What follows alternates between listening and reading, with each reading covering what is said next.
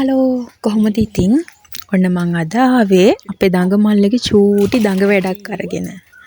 ඉතින් බලන්නකෝ මොනවද මේ කරන්න කියලා. මෙයා මේ මාමා මාළු දාන්න කියලා තමයි මේක අරගෙන ආවේ. මාළු ඇති කරන්න මේ ටැංකිය වගේ හදන්න පුළුවන් නේ. ඉතින් එහෙම කියලා තමයි මේ අපේ මල්ලි මේක අරගෙන ආවේ. ඉතින් දැන් මේ පුතා ඉඳගෙන ඒකේ සෙල්ලම් කරනවා. මාමට හොරින් තමයි මේ වැඩේ කරන්නේ. මාමගේ ඇතුලේ ඉන්නවා මම දන්නෙත් නෑ. මෙයා මේ වැඩේ කරනවා කියලා. ඉතින් එයාට හරි සතුටුයි. ඩැඩට කතා කරන්න. උඩ පැන පැන. අම්මි නෙමෙයි ඩැඩට කතා කරන්නකෝ. ලැබුණ අවස්ථාවෙන් එයා ප්‍රයෝජන ගන්නවා. මං කියන්නම්.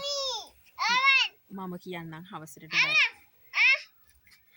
අම්මි කියන්නම් හවසට ඩැඩට. මොනවාද? ඒකේ පුතා. දැන් මෙයා මේ මගෙන් වද කර කර ඉල්ලන්නේ නෙට් එකක් තියෙනවා අර මේ දැල් රොඩු එහෙම අයින් කරන්න තියෙන කොළ රොඩු අන්න ඒ වගේ අයින් කරන. දැන් ඉතින් මේ මාරගහේ කොළ මේ වැටලා තියෙනවා වතුර එකට. දැන් මෙයා මේ ඒව අයින් කරන්න තමයි හදන්නේ. මෙයාට ඉතින් ඕන නැති පඬිත වැඩක් නැහැ. ඕවා තමයි ඉතින් එයාගේ වැඩ. අපි කරන දේවල් බලන් ඉඳලා ඒ දේවල් ඒ විදිහට එයා කරන්න ආසයි ඇත්තටම.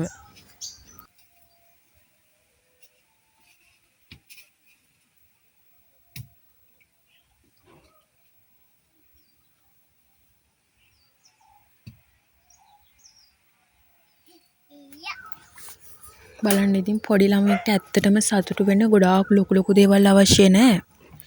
මම මීට කලින් වීඩියෝ එකක් කියලා තියෙනවා. ඉතින් චූටි බබාලට චූටි කාලේ ඉඳන්ම පොඩි දේවල් වලින් සතුටු වෙන්න තමයි පුරුදු කරන්න.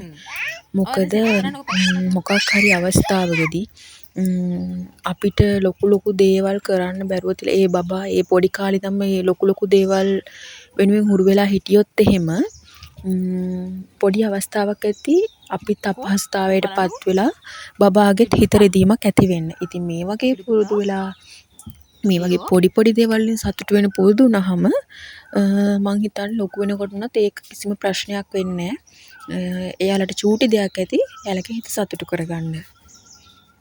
දැන් ඉතින් පේනවනේ මේ දඟ මල්ලගේ වැඩ. මෙයා ඉතින් ඔය වගේ දේවල් තමයි කරන්නේ නිතරම. ඉතින් මට හිතුණා ඔයාලත් එක්ක මෙයාගේ මේ චූටි කෝලම් වැඩ ෂෙයා කරගන්න ඕන කියලා. මෙයා නිකන් ඉන්නකොට මොනවද කරන්න කියලා. ඉතින් අපි ආපහු මෙයාගේ මේ දඟ වැඩකින් හම්බ වෙනකන් ගිහින් එන්නම්. හැමෝම සතුටින් පරිස්සමින් ආරක්ෂිතව ඉන්න.